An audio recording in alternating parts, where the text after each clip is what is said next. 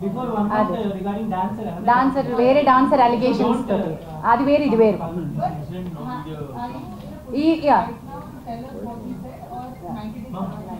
Okay నిమిషం అది first చెప్పేసి నీ దగ్గరకు వస్తాను. అది old video Anjana as somebody pointed.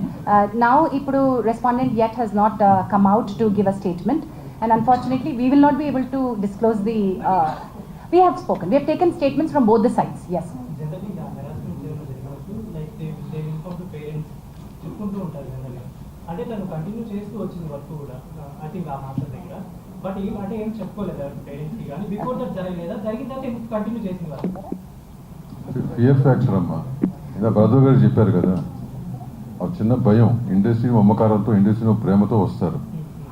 ఇట్లాంటివి జరిగినప్పుడు they don't want to go back, they want to live in industry, prove themselves, right?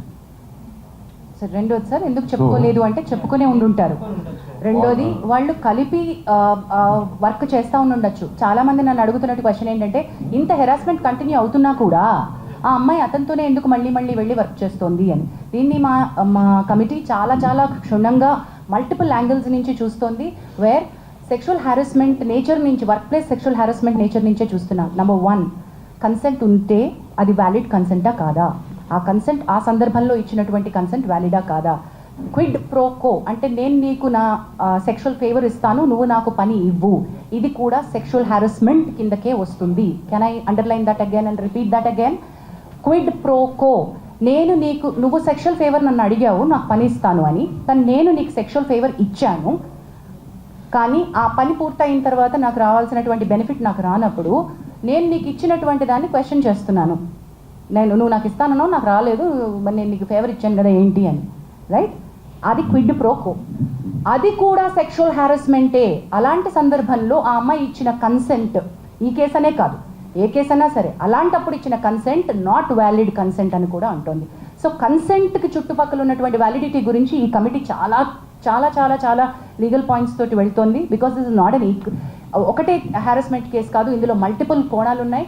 Domestic issues ఉన్నాయి, అఫేర్ అని ఉంది, ఆల్సో ఎందుకు ఆ అమ్మాయి ఇన్నాళ్ళ నుంచి వర్క్ చేస్తున్నా కూడా ఎందుకు చెప్పుకోలేకపోయింది అని ఉంది.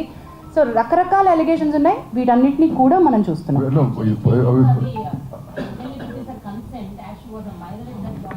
Consent and validity.